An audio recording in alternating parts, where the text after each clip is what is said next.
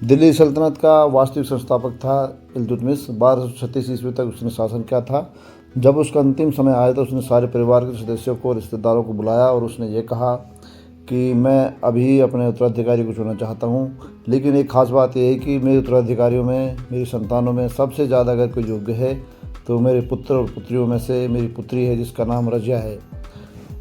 तो इससे सभी लोग चौंक गए, लेकिन वो अडिग थे अपने फैसले पर। एक गुट था अमीरों का जो किसी भी स्तर पर किसी महिला को इस पद पर बिठाना नहीं चाहता था। उन्होंने उसके भाई रुकनुद्दीन फ़िरोज़ को पद पर बैठा दिया। इसके बाद दोनों बहन और भाइयों के बीच में संघर्ष की शुरुआत हो गई। इसके बाद ये संघर्ष चलता रहा। रज़िया सुल्ताना बहुत तेज़ थी। उन्होंने अपने भाई को अपदस्थ कर दिया पद से और ख़ुद गद्दी पर बैठ गई 1236 ईस्वी में, और 1240 तक उन्होंने शासन किया।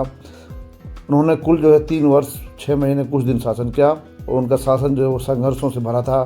और अपने शासन में उन्होंने बहुत सारे अभियान किए, बहुत सारे कार्य किए, और पूरा संघर्षों से भरा उसका जीवन था। शुरुआत में रज़िया सुल्ताना ने पर्दे में रहकर कार्य करना शुरू किया, लेकिन प्रॉब्लम ये थी कि रज़िया सुल्ताना कैसे जनता के साथ संपर्क करे। पर्दा एक बीच में आ जाता था, तो उसने बाद में पर्दा को धीरे धीरे समाप्त करना शुरू किया और कोट और टोपी पहनकर आना शुरू किया। धीरे धीरे जनता के साथ उसका सीधा संपर्क होना शुरू हुआ। जैसे जैसे जनता के साथ सीधा संपर्क शुरू हुआ, उसी तरह से अमीरों के साथ उसका विरोध होना शुरू हुआ। अमीरों के साथ विरोध बढ़ता ही चला गया, और धीरे धीरे उसके और अमीरों के बीच में एक संघर्ष की स्थिति उत्पन्न हो गई। अब वो मर्दाना ड्रेस में आने लगी और वो सेना का नेतृत्व करना उसने शुरू कर दिया।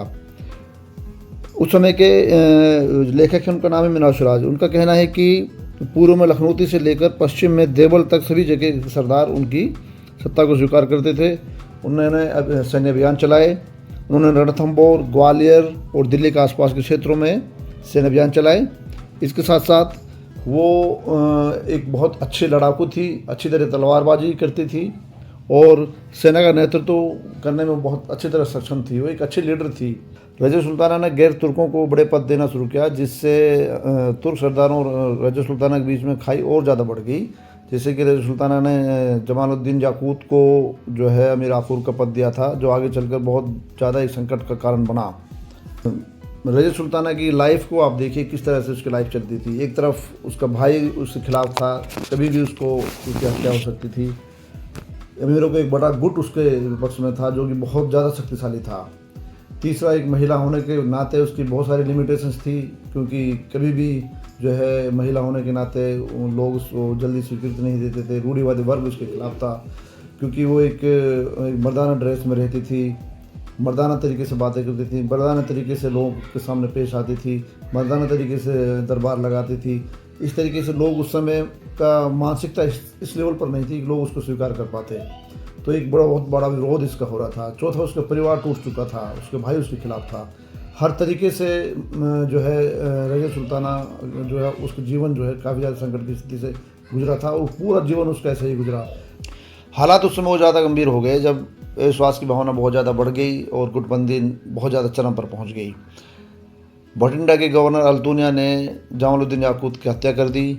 हालातों को देखते हुए रज़िया सुल्ताना ने अल्तुनिया से ही शादी कर ली। अल्तुनिया एबिसिनिया के एक हबशी ही था, और वह तुर्क सेना में एक अधिकारी था, और दिल्ली की गद्दी को हासिल करने का एक तरीका यही बचता था कि वो अल्तुनिया से शादी कर ली थी।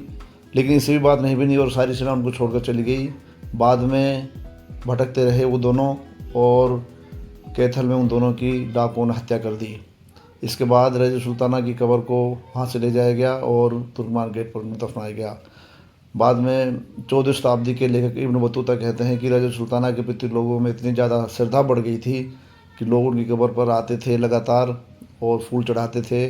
बाद में तो वहाँ पर मन्नतें भी मांगने लगे, इतनी ज़्यादा श्रद्धा उनकी कब्र के साथ जुड़ चुकी थी। इस तरह माना जा सकता है कि रज़िया सुल्ताना मध्यकालीन भारत की एकमात्र शासिका थी।